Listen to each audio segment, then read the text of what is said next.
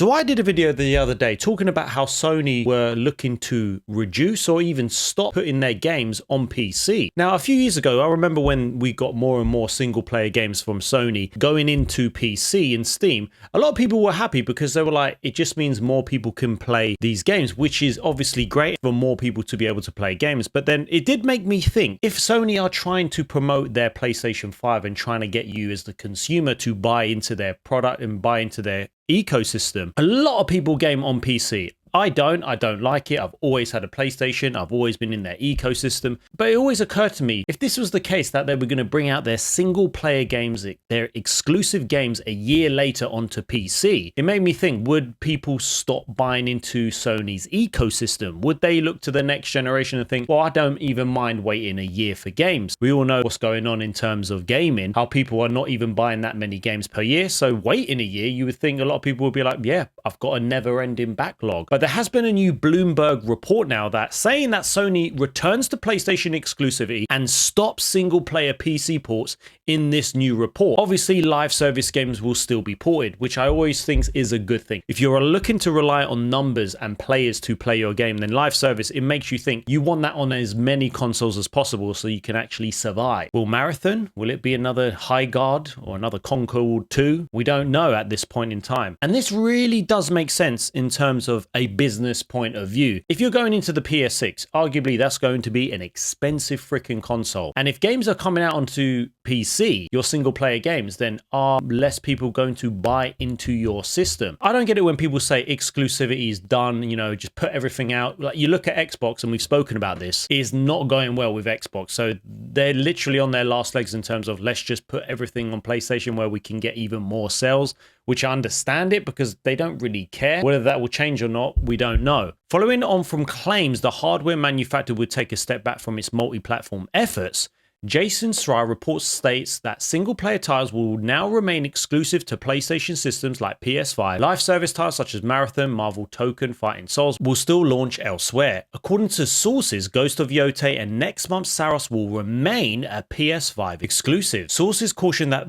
things could change in the future due to the unpredictable nature of the video game industry and that Sony plans are constantly shifting. But in recent weeks, PlayStation scrapped plans to bring Ghost of Yotei and other internally developed games to PC. One reason for a change in approach is attributed to a faction within PlayStation expressing concern that releasing their games on PC risks damaging the console's brand and will hurt sales of the PS5 and its successor. PC ports in the past also haven't sold particularly well. And that's another thing to think about as well. And I think that a lot of people that have a PC. I've spoken to loads of people in the Discord. I've spoken to loads of people, CEX, and generally a lot of people have a PC. They will also have a PS5 or even an Xbox. And a lot of people I've spoken to, they've said like, yeah, I like gaming mainly on my PC, but if I'm looking for that story-driven game, I'm gaming on my PS5. So it makes you think loads of people are going to be buying that game on PS5. How many sales are you going to get more for people to play it on PC? And with the games that have come out on PC, like The Last of Us Part 1, that screams to mind because when that came out on PC, the bugs on that game, and you think for a game that is so damn old, how are you having bugs in this game? It made no sense to me when I heard that they were going to put their games. I thought it was good, but okay, PC players could get to play it a year later. But if you're trying to sell a console, it makes sense that you have exclusive games. We've seen it numerous times. You're not going to see Mario Kart and freaking Legend of Zelda coming out on the PlayStation or PC like 3 years later. Nintendo would never do that because they know the importance of obviously keeping it within their ecosystem. So the report and claim suggestions floating online surrounding the PlayStation could scale back its PC publishing efforts. Schreier, who wrote the report in question, said he heard Sony's backing away from putting their exclusive console stuff like traditional single player stuff on PC. And I don't know what you guys think about this, but it makes freaking sense. So live service games will still be ported. Obviously, wise decision. The strength and value of a console brand is more important than the extra bit of revenue gained from porting games. Agreed. Sony's in a position where it should also strive to be more like Nintendo than Microsoft when it comes to exclusives. And that is 100%.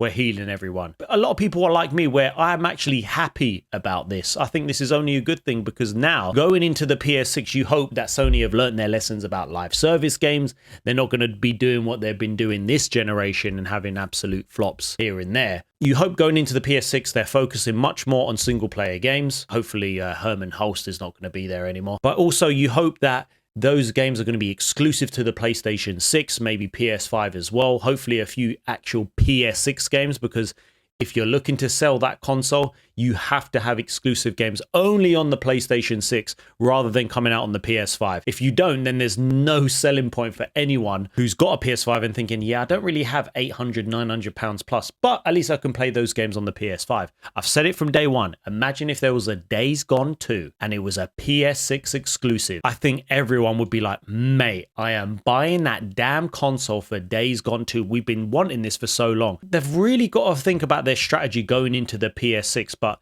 this is a step in the right direction, to be honest. And hopefully, I say hopefully because I think competition's only a good thing. I hope Xbox one day learns their lesson and they think, you know, I don't know what their identity is anymore. You know, I've got a phone. It's also an Xbox, supposedly. It made no sense, their marketing. They've got new leadership. Only time will tell whether that's going to be a success. And I think with the studios Microsoft bought, you should be thriving. You should be battering the exclusives, but obviously they're not, because it's just an absolute madness what's been going over at Xbox and obviously Activision Blizzard as well with their games. So hopefully going into the PS6, and maybe even with Xbox, maybe they're going to double back around and be like, no, forget the marketing we did. We are back into the game with console exclusives. It was very healthy to have that competition. So I don't know what you think. Let me know in the comments below. Is this only a good thing? What do you game on? Do you game on your PC? Do you have a PS5? What do you prefer? Drop your thoughts in the comments and let me know.